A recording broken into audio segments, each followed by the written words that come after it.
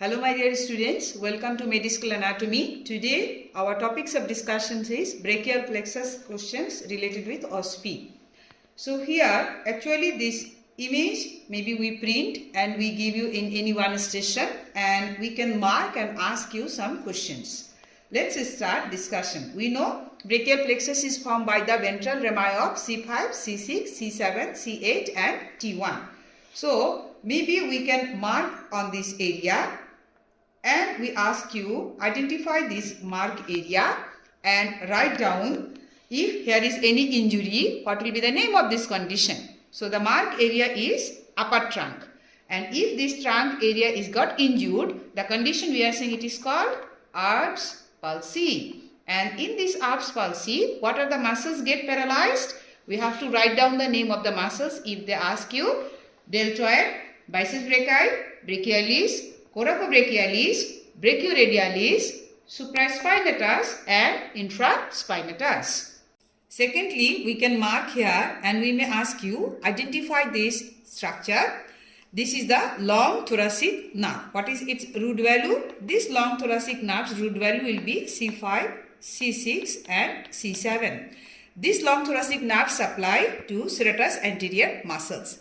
Next question we may ask you, if this nerve is injured, which muscles will be paralyzed? So your answer should be serratus anterior. If this muscles is paralyzed, then what will be the features present into the patient? The patients will be get winging of scapula. Then we can here also mark and we may ask you that identify this nerve. This is the, you can see this is the lateral cord. So from lateral cord it is terminal branch coming. So it should be the musculocutaneous nerve. This musculocutaneous nerve root value should be C5, 6 and C7. This musculocutaneous nerves branches also sometimes we are asking. So branches will be muscular branch which will supply to the flexor compartment of the arm muscles, cutaneous branch which will be supplied to the forearm skin and articular branch. This is lateral cord. Here also we may ask by marking, identify this structures area. This is the lateral cord of brachial plexus. And what are the branches coming from this lateral cord? You can remember by a mnemonic. What is the mnemonic? L, M and L. L, this is stand for lateral pectoral nerve, then musculocutaneous nerve and lateral root of median nerve. Pause it. Now we will be discussing about the marking related with the posterior cord. Simply here may be mark and ask you identify this mark area. You have to say this is the posterior cord of brachial plexus. What are the branches coming from the posterior cord of the brachial plexus? Again we can remember by a mnemonic. What is the mnemonic for the posterior cord of brachial plexus? We can here shortcut write. This is the posterior cord of brachial plexus and mnemonic will be U, L, T, R and A. What is stand for U? U stand for upper subscapular nerve. What is stand for L?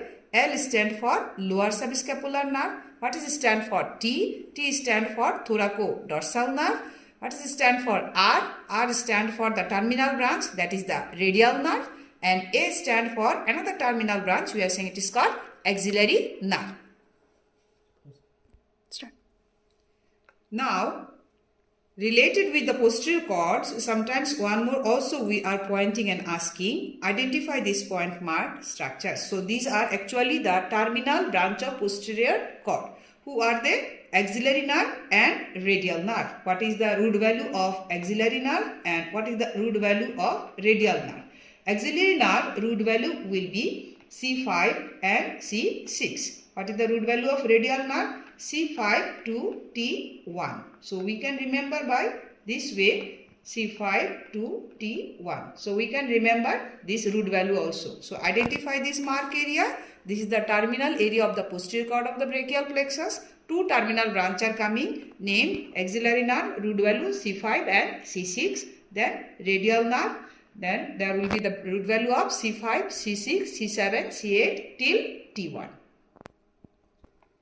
Now we are going to discuss about the medial cord related information. So might be we simply mark here and ask you identify this mark area. This is the medial cord of brachial plexus. Again, what are the branches coming from here? We can remember by a mnemonic. M for U. That means 4 M will be remembering and 1 U will be there. What are the 4 M? Number 1, medial pectoral nerve. Medial pectoral nerve. Number 2, medial cutaneous nerve of arm. Medial cutaneous nerve of arm. Number 3, medial cutaneous nerve of forearm. Medial cutaneous nerve of forearm. And lastly, we have to remember medial root of median nerve. Medial root of median nerve. These are the M4. And lastly, the terminal branch. This is the ulnar nerve. This is the ulnar nerve. So these are all branches coming from the medial cord of brachial plexus. Notice, please, ulnar nerve root value sometimes you are asking. The ulnar nerve root value should be C8 and T1. What is the median nerve root value? You have to remember, median nerve is formed by medial root and from the lateral root. So they are getting from all the parts. So the median nerve root value will be from C5 till T1. Lastly, related with the lower trunk, also we may ask you questions. We may mark here and we ask you identify this area. This is the lower trunk of brachial plexus. If this area had injury, we are saying it is called Klumpkin's palsy. This Klumpkin's palsy, they have some features if there is involvement of T1. Let's see the image. So simply in OSPI, we can give you such type of one image without label anything.